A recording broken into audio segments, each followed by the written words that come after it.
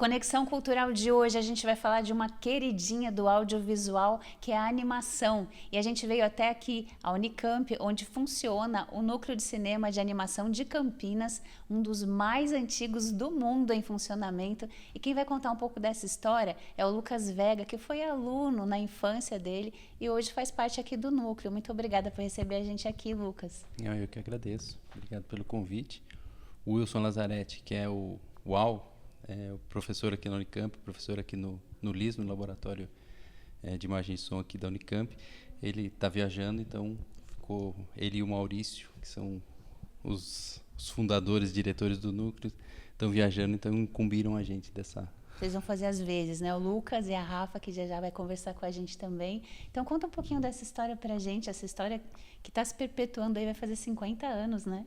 Isso, o núcleo agora em abril, faz 50 anos, começou em 75 no Conservatório Carlos Gomes, né, que funcionava no centro de Campinas, e depois de alguns anos foi para uma sala no centro de no Castro Mendes, no Teatro Castro Mendes, numa sala de ensaio que tinham várias salas ali para ensaio e tal, e em uma das salas ficou o núcleo.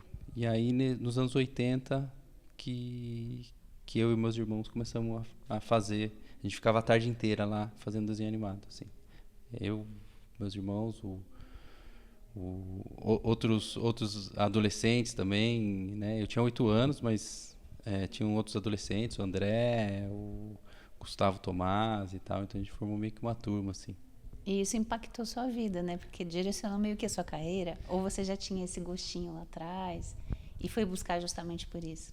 Não, para mim foi mágico. Eu lembro até hoje da primeira sessão que a gente viu lá no núcleo, assim, de alguns filmes que me impactaram, assim, né, que ficou mágico, né, era essa coisa do desenho meio mágico, assim, ele se transforma, quando ele tem movimento parece que ele toma vida, né, o ânima, né, a alma. Mas aí eu fui fazer outras coisas, né, fiquei até... A gente faz uma viagem também, a gente faz 2 viagens para o Pantanal. Acho que uma em 88, se eu não me engano. A gente vai para Poconé. Então eram crianças, adolescentes, dando aula para adolescentes, né? Lógico, estava o Al e o Maurício também, mas assim, isso é muito interessante. Um adolescente dá aula também para adolescente. Isso é uma coisa interessante do núcleo, que o Felipe Miranda do núcleo, que está fazendo a curadoria da exposição também, junto com a Rafa, junto com a Roberta, junto comigo. Ele fala assim que não é o futuro animador, já é animador, a criança já é um animador, né? Não tem essa coisa do tenho por vir, não, já é um animador. Lógico que você, tudo que você se dedica mais tempo, você vai depurando aquilo, qualquer coisa, né? Desde, sei lá, um mecânico de automóveis, ele vai aprendendo mais coisas, né? E no desenho é a mesma coisa, então você vai mudando esse grafismo, né? E é um poder danado você dar vida para alguma coisa, né? Conta pra gente um pouquinho o que é uma animação para quem está assistindo, né? Qual é a mágica? Bom, o desenho animado ele é anterior ao surgimento, né, do cinema, né? O cinema ele precisa da fotografia, então precisou de uma evolução técnica da fotografia para surgir o cinema como a gente conhece hoje. Mas antes tinha o que a gente chama hoje de brinquedos ópticos, né? Que mostravam algumas propriedades do globo ocular, de como funcionava esse mecanismo, né? Essas câmaras que a gente tem, né? Câmara como Câmara dos Vereadores, é um lugar vazio. Câmara, né? O olho é uma câmara, porque tem um lugar vazio. Esse lugar é uma câmara, né? Então por isso que chama câmara ou câmera, né? Porque tem um espaço vazio. Mesmo num celular ele é microscópico, mas tem um espaço vazio para a imagem se formar, né? Então uma das propriedades do globo ocular é a retina, né? Um dos órgãos do globo ocular é a retina, que tem a propriedade de reter, por isso tem esse nome, ele fica atrás do globo ocular, né? Onde se forma a imagem, de reter a imagem, né? E essa propriedade faz com que a gente consiga ter a ilusão do movimento, né? Então, alguns brinquedos ópticos, né, mostravam isso. Então, esse aqui é um taumatrópio, que você não tem a estrela formada inteira em nenhum dos 2 lados. Mas quando você gira, forma a estrela por causa da propriedade da retina. A gente tem a ilusão de que ela está inteira, né? Então, esse é um dos brinquedos ópticos que, assim, você não tem um movimento, mas você já já mostra a propriedade da retina, né? Na média, no ser humano, a gente tem 1/12 de segundo que retém a imagem, em média. Então, se eu tiver uma velocidade maior do que 12 vezes por segundo, eu vou ter a ilusão. Se eu conseguir trocar essa imagem 12 vezes por segundo ou maior ou mais rápido, eu vou ter a ilusão do movimento, né? Que é isso, né? Aqui a gente tem vários fotogramas. Coloquei. A gente tem vários fotogramas, então são 24 fotos dessa, mas elas estão paradas. Então ela para na minha frente, troca pela outra, daí quando está trocando tem um tampa-luz. Tampa-luz, troca, libera a luz, abre, né? Como se fosse uma pizza cortada um pedaço no obturador. Abre, mostra, passa a luz, então faz isso 24, por isso que o projetor faz esse ronronar, faz esse barulho, porque ele está fazendo isso 24 vezes por segundo. E aí a gente tem a ilusão do movimento, né? Então antecedeu a... E aí o que acontece? A fotografia, né, a gente não tinha ela como a gente conhece ela hoje. Ela precisava de muito tempo para aquela luz sensibilizar o material fotossensível. Tanto que fotos de pessoas, retratos, você tinha suportes para a pessoa ficar 30 segundos, 1 minuto, né? Porque se mexesse, ficava borrado. Então, ele precisava de muito tempo para sensibilizar o material fotossensível, né?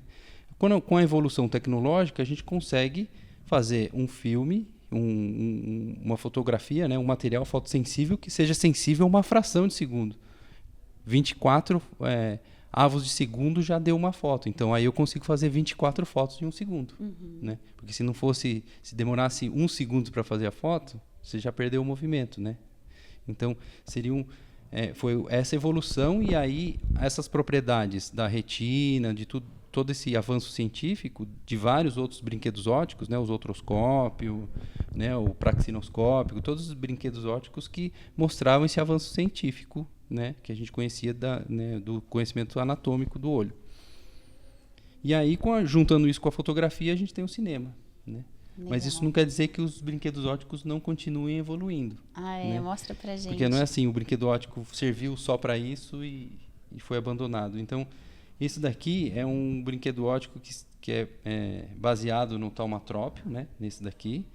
Mas uma professora da rede pública aqui de Campinas, ela percebeu que as crianças não conseguiam mexer aqui na linha, né? A mãozinha delas não conseguia fazer esse movimento, né?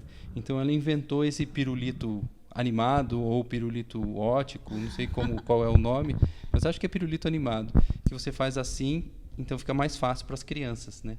Então assim, é uma evolução do taumatrópio, né? Então os brinquedos ópticos continuam evoluindo, né? A gente tem outras propriedades, outros brinquedos ópticos que também estão evoluindo, né? Tem a grade animada, que hoje você consegue fazer com mais desenhos, antes eram só 2, enfim. Todos são um trava-línguas, né, o nome. Né? Você tem o praxinoscópio, o zotroscópio, esse daqui é o zotroscópio, você tem o fenacistoscópio. A criança pode até aprender a animação, mas falar vai levar mais tempo. Ou não, né? E então vai ter essa comemoração dos 50 anos, com exposição, vai ser um grande evento para resgatar essa história? Sim, então dia 10 é a abertura da exposição, à tarde, depois à noite, não lembro exatamente o horário, a gente vai ter projeções de filme, acho que é o Burrico e o Bem-TV, com a Nausete cantando ao vivo, lá no Centro de Ciências, Letras e Artes. Depois, dia 11, a gente tem um baile. Dia 12 tem outras atividades, enfim, tem um monte de atividade, tem oficinas, o mês de abril está bem agitado. Vocês têm canal, assim, um Instagram que a gente possa acompanhar? Tem, só que eu não lembro de cabeça, mas... Tá, a gente vai colocar então. Aqui. E desses anos todos, assim, o que você diria que a animação, o que mudou nesses anos todos, o que evoluiu em termos de acesso para as pessoas, essas oficinas mesmo que o Núcleo promove, né, são mecanismos de muita inclusão também, para que a criança tenha esse contato. Tudo isso que você falou para a gente, né, às vezes a gente passa uma vida toda sem conhecer, né, então essas oficinas são momentos muito interessantes, né? Eu acho que a Rafa pode falar bem disso, mas assim, uma coisa que o Núcleo preza, e desde que eu entrei no núcleo, até meus irmãos tiravam sarro do meu desenho. Coisa de irmão, brincadeira, assim. Mas de ter o seu traço, o grafismo, mesmo o grafismo da criança, né? Ele é um grafismo que é muito potente. Lógico que a gente tem as nossas influências, tal, mas não querer copiar algo, não querer, eu vejo hoje muitos adolescentes querendo fazer uma coisa parecida com anime. Não, tá tudo bem, não é que não pode fazer isso, mas qual que é o seu desenho, qual que é o seu grafismo? E isso você vai depurando isso com o tempo, né? E é muito legal porque você vê as crianças desenhando e numa oficina aqui em Hortolândia, esses tempos, os meninos estavam colorindo assim, falou assim, nossa, muito legal ficar aqui, né? Um falando com eles, estavam meio afastados das mesas de luz, assim, né? Aí falava assim, nossa, que da hora ficar aqui, né, à tarde desenhando, tal, não sei o quê. E eu peguei essa conversa, achei muito legal, assim, porque é isso, eles têm uma característica das oficinas que é o momento em conjunto e o momento que você está desenhando, que é com você mesmo. Lógico que você está do lado do outro, comenta alguma coisa, mas o desenhar é um momento de introspecção, de como você desenha, a paciência de desenhar vários, né? Então, isso é muito interessante, essa coisa coletiva, mas essa coisa também individual de concentração. É uma imersão em si mesmo, né? Exatamente. Isso eu acho que é muito importante, não só na infância, né? Mas a infância faz com que a gente pegue esse gosto e que a gente tenha essa experiência para poder desenvolver, né? Sabe? Sim. Quando a gente está sempre para fora. Sim. Mas não, tem um momento para dentro, um momento seu, que é também parecido com esse momento de leitura de um livro. Você criar esses espaços, existem esses espaços, né? Sim, e ter esse lugar que valoriza o seu traço, né? Que valoriza a possibilidade de você ter o seu traço, é muito legal, né? Sim, é um traço sem um julgamento estético, né? É uma verdade ali, né? Sem um julgamento estético. Eu lembro que um sobrinho meu, ele fez um desenho e aí ele fez um risco azul, falou assim, tava de dia, fez um risco com lápis azul, tava de dia. Daí ele pegou e fez um outro risco, falou assim, agora ficou de noite. Fez um outro risco. É só um risco. Essa capacidade que a gente vai perdendo quando a gente é adulto é muito interessante, né? Sabe, assim, é livre você conseguir pensar em outras coisas, sabe? Assim, você não precisa fazer um desenho que isso tem que parecer real, isso é óbvio, né? Isso exatamente. Não, você pode, sabe, quando a criança faz, ela não consegue fazer direito e fala assim, que bicho é esse? Você fala, sei lá, um jacaré. Não, é um boi, sabe? Assim, para ela é um isso, boi. Tá óbvio, né? Então acho isso, e é uma coisa que o núcleo valoriza muito, né? O grafismo o grafismo sem essa influência, né? Também com a influência, mas também sem uma coisa assim, tem que ser, sabe quando a gente desenha, era mimeógrafo antes? Desenhava assim e falava assim, você tem que pintar só dentro. Isso é muito limitante, né? Sim. Já vem um desenho pronto, que já tem uma estética, e você tem que pintar dentro. Isso é muito de você se conformar com as regras, né? Não estou falando para a gente criar pessoas revoltadas, mas pessoas que pensem por si. Sim. Né? Que falam assim, que não julgue esse desenho é bom, esse desenho é ruim. Não, esse desenho é diferente, esse desenho teve mais trabalho para fazer, esse teve menos trabalho. Então, assim, não falar assim, esse desenho é bonito, esse desenho é feio, né? Porque isso é construído, né? Isso serve a alguma coisa, né? É mais sobre o que esse desenho quer me dizer, ou que ele me comunica, e aquele, e assim vai, né? Exatamente. Lucas, muito obrigada. Vamos falar um pouquinho com a Rafa agora, como é que rola essas oficinas na prática? E agora a gente vai falar com a Rafaela Ripache, que é animadora, pesquisadora aqui da Unicamp e arte educadora. Rafa, conta pra gente como é que funcionam essas oficinas aqui, que são tão tradicionais no núcleo, né? Então, eles estão nessa área há muito tempo, né? E eu pude participar de várias oficinas nos últimos 2 anos, principalmente. E é incrível, assim, como o Wilson Lazzaretti e o Maurício Squarisi, o UOL e o MAU, né, eles têm uma facilidade de lidar com as crianças. Como o Lucas falou, eles não só valorizam o traço, o grafismo da criança, mas eles escutam as histórias que elas têm para contar, sabe? Isso é muito interessante, porque elas fazem todas as etapas de um processo de animação que um grande animador, que uma grande corporação de animação faz, sabe? Eles partem, então, de uma ideia, de um roteiro. Então, eles fazem o próprio roteiro, fazem o próprio storyboard, né, que é uma sequência de desenhos bem simplificada, para depois partir para as mesas de luz, né, que a gente tem aqui, e assim fazer a sequência de animação. Então, elas se dividem entre elas. Isso é bem legal também, porque tem a parte coletiva, né, que nem o Lucas falou, mas elas se dividem individualmente para cada uma fazer uma sequência e assim conseguir fazer ali em uma semana ou em poucos dias uma animação inteira. E aí elas partem, depois de fazer a animação, para fazer a trilha sonora. E aí finaliza, né, fazendo os áudios, as falas e a própria música. Então é isso, é bem interessante. A gente não falou das trilhas, mas elas têm um papel fundamental, né? Como é que vocês desenvolvem isso com eles? A partir do roteiro, então, as crianças, elas observam, né? Porque muito da animação é isso, que o núcleo também faz elas focarem, sabe? Pega muito isso, nessa perspectiva de observar o espaço. Tanto em questão ao movimento, como é que tal pessoa se move para eu reproduzir isso? Ou como o animal se move, mas também nos objetos, nos sons dos objetos, dos carros, por exemplo, elas vão criar tudo isso a partir de observações. Então, talvez, em algum som, usar folhas, né, para replicar esse som, enfim. Tipo radionovela, assim?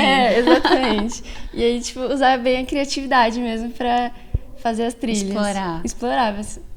E o que você sente das crianças nesses processos? Tem alguma história que marcou mais, assim, das oficinas que você aplicou? Eu acho que é muito marcante para mim, porque elas ficam muito, além de muito interessadas, muito focadas, assim. Tipo, tem criança que senta ali, deita na mesa praticamente, né? E termina aquilo, que nem eu falei, em uma semana, assim, sabe? É surreal, assim. E tem uma história, né, que o Maurício Squarizi contou pra gente, como uma memória dele, que eu queria trazer, que é o da criança do Xingu, que desenhou o Curupira, uma menina, né? Então, ele contando pra gente, ele conta que a menina, ao desenhar o Curupira em uma oficina, ela tremia de medo, porque lá é enraizado, né, que a mãe dela contava pra ela que o Curupira era real e que, se ele aparecesse, ela ia ficar com medo. Então, ela desenhava tremendo, assim. E aí, aqui a gente tem umas amostras. Esse aqui. Então, foi muito marcante. Que legal. E ficou, assim, pra história do núcleo mesmo, esse conto. Ela literalmente deu vida, trouxe vida pro Curupira dela, né? É um pouco isso. E aí, eles se sentem muito realizadores, né? Talvez no final do processo, e assistem uns dos outros, é isso? Sim, e aí eles ficam muito curiosos para saber como que vai, porque tem, além de todo o processo que eles fazem, a gente faz uma edição ali final, e aí um tempinho depois a gente mostra finalizado. Então eles ficam muito ansiosos, e a gente tem um canal no YouTube, né, Núcleo de Animação de Campinas, que a gente posta todos os vídeos de todos os filmes de todas as crianças, e aí elas ficam muito ansiosas, querendo que a gente poste logo, e é muito lindo de ver, sabe? Que elas... É transformador? É transformador. Para o meu processo, assim, que eu me graduei aqui na Unicamp, né, fiz aula com o professor Wall, então, desde aquela época, ele traz essa filosofia da animação, né? Como você valorizar o seu próprio traço, valorizar o traço do outro, enfim, valorizar a criatividade e o processo de cada um, sabe? Então, isso me transformou muito, tanto como pesquisadora como arte educadora, de ouvir, de sentir o que a pessoa precisa ali naquele momento, sabe? E eu acho que isso que transforma nossas oficinas, tanto em escola pública, quanto com pessoas com deficiência, tanto nas comunidades indígenas, eu acho que isso é muito, enfim... Uma troca gigantesca, assim. A gente aprende mais do que as pessoas, eu acho. O que você está bebendo ali de várias fontes, né? E fazendo esse processo de curadoria, tanto dos 50 anos, acessando o acervo, o que você está descobrindo nesse universo aqui do Núcleo de Campinas? Eu acho que eu estou aprendendo a história completa, assim, tipo, pelo menos... Muitas histórias aos poucos estão vindo a partir de uma foto que a gente está colhendo. Por exemplo, os acervos hoje, né, eles são na casa do Maurício e na casa do Wilson, que são em Valinhos. Então, a gente pôde ter acesso a esse acervo, né, poder ir lá, selecionar algumas imagens, alguns cenários, fotos. Então, cada imagem que eles traziam pra gente, eles contavam uma história. Então, eu acho que isso foi muito conhecimento, assim, nesse processo, sabe? Então, vai ser muito lindo de ver tudo em painéis, organizadinho lá no CCLA, que a gente teve esse todo o trabalho, o Felipe, a Roberta, o Lucas e eu, né? De selecionar com carinho, assim, pensar em cada história, o que precisa ser contado, né? Cada foto dava um mini doc, né? Exatamente. A gente viu até uma ali do Castro Mendes que acaba dialogando com a história do Lucas e assim vai, né? Exatamente. E eu achei muito interessante também que um tem a marca mais histórica, o outro tem uma outra marca. Você queria falar um pouquinho mais, assim, da identidade dos fundadores? Eu acho que, principalmente, o traço de cada um é muito reconhecível, assim, o pezinho do Maurício, as mulheres do UOL, tipo, cada um tem um traço muito específico. Eu acho que isso também vai poder ser visto na exposição claramente. Também tem uma pegada bem histórica, né? Por exemplo, o Maurício conta das raízes dele, da imigração. Então, eu acho que cada um tem uma linha que segue bem específica, assim.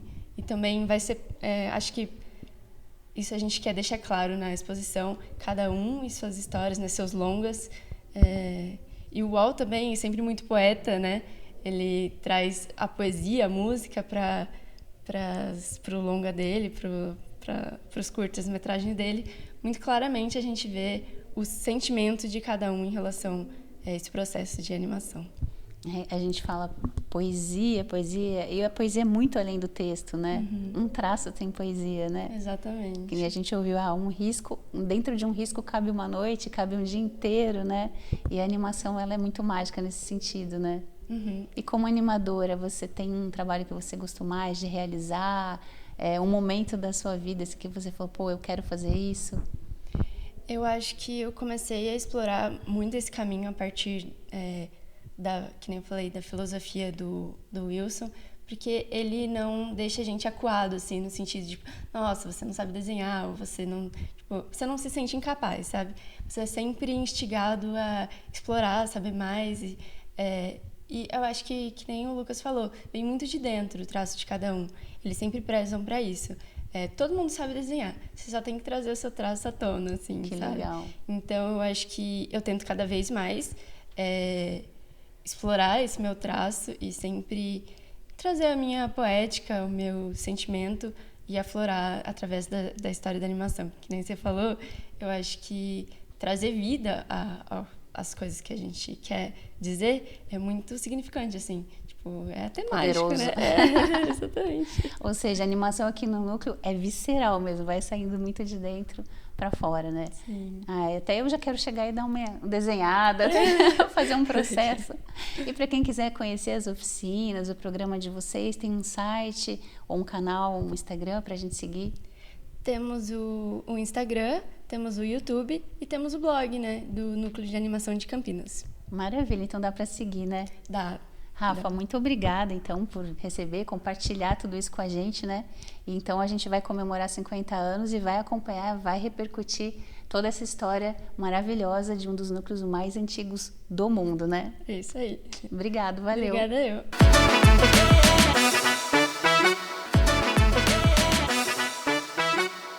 De volta para o segundo bloco do Conexão Cultural de hoje, ainda sobre animação, a gente vai conhecer hoje o trabalho do Animar Studio. Eu vou começar aqui com o André Pádua, falando sobre a história desse estúdio que já participou da Galinha Pintadinha e tem uns personagens autorais incríveis, tem muita visualização, né, André? Conta pra gente, muito obrigada por receber a gente aqui também. Obrigado pelo convite também, muito legal, agradeço. Então, o Animar Studio já tem 18 anos e a gente, de lá para cá, já fez muita coisa, né? Até hoje a gente atende muitos clientes, faz publicidade também, faz comerciais, mas a gente está cada vez mirando mais em conteúdos infantis, né? Como a própria Galinha Pintadinha, que é a nossa cliente, o próprio Jacaré Elvis, que a gente vai falar mais para frente, e vários outros que a gente chama de IPs, né? Outras propriedades, outras marcas, né? De animação infantil. E a gente se conheceu, eu e o Thiago, na Unicamp, lá quando a gente fez faculdade. Então, tanto eu quanto ele, a gente desenha, né? A gente vem do desenho e tudo. E aí a gente se encontrou lá, fez algumas matérias, inclusive com o Wilson Lazzaretti, né? Que é um ícone da animação aqui da nossa região. E aí a gente se conheceu lá e começou a ter uma afinidade e falou, poxa, e se a gente montasse um estúdio? Na época eu já trabalhava como caricaturista, né? Eu já fazia caricatura ao vivo, caricatura por encomenda, e a gente começou o estúdio fazendo ilustração e caricatura, nem era tanto animação, por mais que a gente tinha muita vontade. Mas de lá pra cá, nesses 18 anos, a gente foi cada vez indo mais pro caminho da animação. E aí, o que você poderia dizer que mudou muito, assim? Eu acho que a tecnologia, né? Mas vou deixar você falar. Nesses 18 anos, o que a animação trouxe? Foi uma revolução ou é uma evolução esperada mesmo para o tempo, né? Sim. Quando a gente começou a fazer animação, já existiam os tablets, né? Que são, enfim, como se fosse um iPad grandão que você desenha, ela é sensível à pressão, então é como se fosse uma prancheta digital. Chama mesa de desenho? Mesa digitalizadora, a gente sim. chama de tablet, enfim, Cintiq, enfim. Mas aí tanto faz. O ponto é, a gente desenhou no papel, nas mesas de luz, né? A gente passou por esse processo, é super legal, super interessante para aprendizado, mas acaba que você desenhar direto no computador, né, com a mão ali, com a canetinha, é mais rápido, mais prático e tem um resultado de acabamento até melhor, né, em alguns momentos. E aí de lá para cá a gente foi fazendo cada vez mais essa coisa de animações digitais e a gente usa hoje uma técnica que a gente chama de cutout, não a gente, mas o mercado como um todo, né? Que tenta imaginar, são várias peças desse personagem que a gente cria. Então primeiro cria-se o personagem, depois as peças, uma biblioteca gigante daquelas com várias peças e depois para animar essas peças todas, que é diferente um pouquinho daquela animação que o Walt Disney fazia lá no Branca de Neve, né? Ah, sim. E isso parece até um tipo de jogo, né? Tem um tipo de jogo assim, né? Que você usa as peças para poder modelar o seu próprio personagem e tal, né? Sim. Já vai dando essa ideia. E o mercado mudou muito, as pessoas consomem mais animação, ela sempre foi muito queridinha de todo mundo. Eu acho que todo mundo gosta um pouco de animação, seja 3D, seja 2D. A nossa técnica aqui do estúdio, do Animar Studio, é 2D. Então a gente até está fazendo algum projetinho em 3D, mas o grosso que a gente faz são desenhos que parecem desenhos, como a Turma da Mônica, como a própria Galinha, o Jacaré Elvis, né? E eu acredito que funciona bastante essa técnica, que as pessoas gostam, porque remete um pouco à infância da própria pessoa, né? Você olha aquele desenho mais simples, um pouco, vou chamar mais de rudimentar, mas enfim, dá para ser super bacana, né? E eu acho que tem algum gatilho que a pessoa fica mais tranquila e ela gosta daquilo. E a gente percebe que, tendo uma boa história também, independente da técnica que se use, seja 2D, 3D, o stop motion, que são bonecos, né, tudo, ou qualquer outra, que tem várias, o importante é a história e a música, enfim, a pessoa se envolver com aquela história.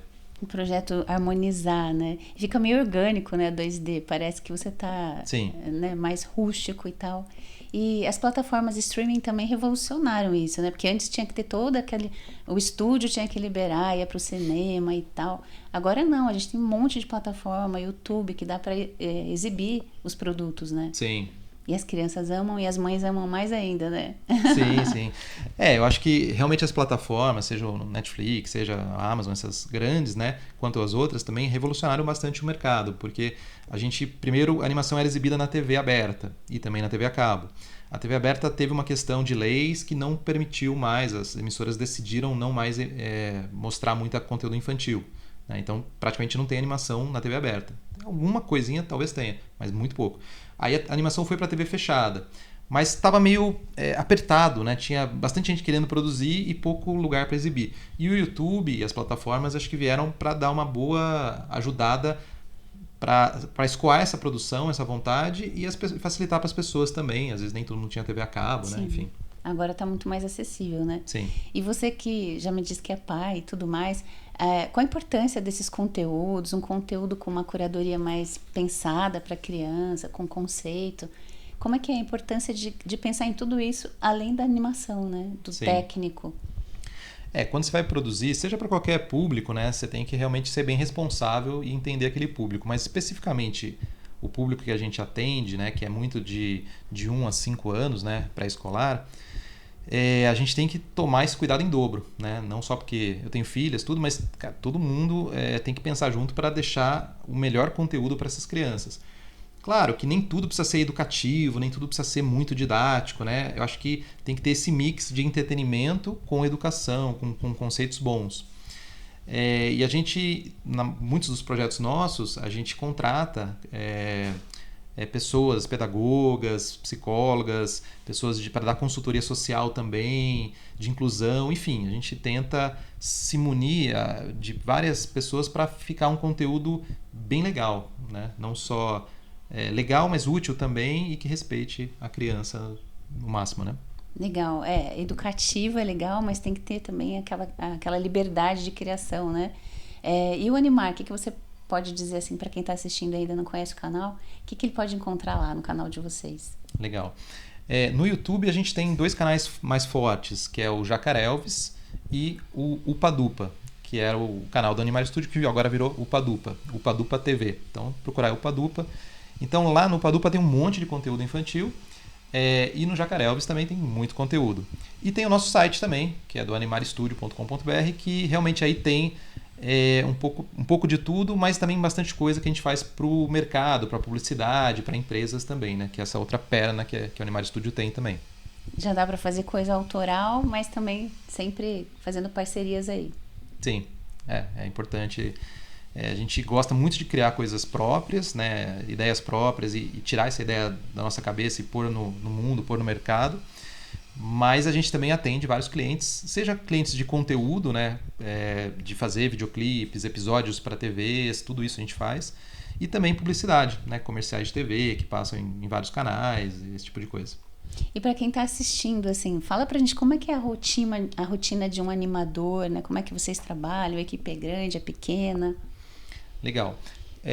Aqui no Animar Studio a gente é uma empresa pequena, né? Então tem basicamente eu e o Thiago, somos os sócios, fundadores, e tem uma equipe e toda remota hoje em dia, né? Antes da pandemia a gente realmente era uma casa onde todo mundo ia lá, perfeito, uma empresa, né, normal, comum assim, né? Mas depois da pandemia cada um ficou na sua casa e a gente acabou achando que isso funcionava para esse tipo de mercado e continuamos, né? Cada um na sua casa, montou um espacinho bacana para trabalhar e funciona assim. Dessa forma, a gente conseguiu até expandir um pouco mais, porque a gente consegue hoje contratar pessoas de qualquer parte do mundo, né? Então, a Gabi, por exemplo, ela é do Acre. Então, a gente dificilmente ia contratar alguém do Acre para estar no Animar Studio se fosse presencial. Então, cada um agora está espalhado de verdade em uma cidade. Assim, acho que o Thiago é o único que ficou em Campinas, que é a nossa base, né? Então, o novo normal para vocês deu certo. Essa coisa de home office foi maravilhoso. Tudo tem lados prós e contras, né? Então, você tem que tentar deixar a equipe motivada, você tem que tentar conversar, ver se alguém está com algum problema. Teve uma época que um dos funcionários estava com alguns problemas, a empresa bancou um psicólogo durante um tempo para ver se melhorava, porque nem todo mundo consegue realmente trabalhar em home office. Tem pessoas que precisam estar em lugares vendo pessoas e convivendo. Contato. Mas os animadores e desenhistas, ilustradores, geralmente eles são mais introspectivos e eles se adaptam bem a essa realidade de ficar um pouquinho mais isolado, porque é um pouco do perfil dessa pessoa. Não é um grande comunicador ali, uma pessoa de vendas, né? É uma pessoa que fica mais introspectiva, desenhando, animando, criando. Até porque dentro dele tem tudo isso aqui, né, André? Sim. Tem um universo rico dentro dele, né? Total. Então, quero saber mais um pouquinho do Jacarelves, dos personagens de você. Vamos conversar um pouquinho, então, com o Thiago? Perfeito, é isso aí. Obrigada. Obrigado por enquanto. E o Thiago Saad, que é o outro sócio do Animar Studio, vai contar pra gente agora sobre os meandres, os personagens que estão fazendo história no Animar, né? Muito obrigada, Thiago, por também compartilhar essa história com a gente. Eu que agradeço. Bom, nossa história começou já tem um certo tempo, quase 20 anos, e a gente, no início do estúdio, a gente fazia muito clipe infantil, principalmente para Galinha Pintadinha, e foi quando começou a surgir os nossos filhos também, né? Eu tive meu filho, depois o André teve a filha dele, e a gente percebia que muitos pais gostavam muito da Galinha Pintadinha, mas queriam ter também outras opções, e nossos filhos, como gostavam de ouvir rock com a gente em casa, a gente pensou, puxa, e se a gente fizesse uma música que soasse como uma música de adultos, entre aspas, e só que pensando no dia a dia das crianças, como hora de comer, hora de tomar banho, escovar o dente. Foi aí que a gente criou o projeto do Jacarelves e conseguimos suprir muito da nossa própria necessidade com nossos filhos. E aos poucos a gente foi até ampliando um pouco, né? O projeto começou com um primeiro volume em 2013, 2014, lançamos o segundo em 2015, já com a Som Livre, distribuindo para todo o Brasil. E a gente continuou o projeto por conta própria, conseguimos fazer um teatro que andou pelo interior paulista, com música ao vivo. A nossa ideia era que a criança pudesse ir no primeiro show de rock dela. Ai, Então a gente legal. queria que tivesse uma banda tocando ao vivo. E felizmente hoje o projeto já tem mais de 10 anos e a gente continua produzindo, fazendo collabs com alguns outros canais, como Bob Zoom, criando músicas de ninar, tudo pensando em todo o dia, 24 horas por dia da criança mesmo. Que legal. Aí mostra pra gente um pouquinho do Jacarelves, então, né? E como é que foi? E a galera pirou, as crianças adoraram. Esse é o Jacarelves, ele é conhecido por fazer bem, bem. E a nossa ideia com o Jacarelves sempre foi ter um momento muito divertido com as crianças e principalmente musical. Então eu estava com meus filhos, sobrinhos, e eu estava um domingo, almoço, na casa da sogra, peguei o violão, comecei a tocar uma improvisação e eu percebi que eles estavam gostando daquele ritmo. Então eu comecei a improvisar, fazendo um bem, bem, bem, bem, bem, e depois fazia para balancear o agudo, e aí as crianças gostavam. Eu falei, gente, isso aqui tem um potencial. E foi quando a gente criou o primeiro clipe do Jacarelves em si, que era ele cantando e a abelhinha vinha no microfone, disputava o microfone com ele, só que ele tinha medo da abelhinha. E a gente fez uma brincadeira com isso e foi um dos primórdios, né, que fez a gente criar esse ser que hoje está chegando a quase 1 milhão de inscritos no YouTube. Que legal. Dá uma palhinha pra gente, então. Bom, a musiquinha dele principal é bem, bem, bem, bem, bem, bem, bem, bem, bem, bem, bem, bem, bem, bem, bem, bem, bem. E vem a abelhinha.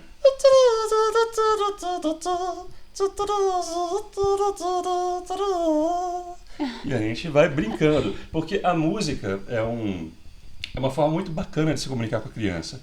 A música você sente, né? Você não analisa. Você ouve, você gosta, você não gosta. E criança, ela quer se divertir. E para divertir você precisa de ter cores, ter contraste de sons, contraste de notas. Então todo o nosso trabalho é baseado nisso, de fazer algo que seja divertido e também educativo, como nas músicas de escovar o dente, tomar banho. Aliás, eu estava comentando esses dias com minha esposa que a minha filha tinha uma dificuldade na hora de tomar banho de enxaguar o cabelo. Ela morria de medo de entrar embaixo do chuveiro. E aí, ok, aos poucos você vai pegando uma ideia ou outra, e no caso a ideia era, cara, vamos olhar para cima, então, jogar a cabecinha para trás e molhar. Então a nossa música incorpora isso. A gente já recebeu o retorno de pais agradecendo, puxa, essa parte da música me ajudou, que minha filha tinha essa questão e essa música me ajudou a ajudar eles a tomar banho. Então é muito positivo isso, muito bacana quando você cria em casa baseado nos seus problemas e você recebe um retorno de pais e mães dizendo que, puxa, a gente ajudou eles. Isso é muito gratificante.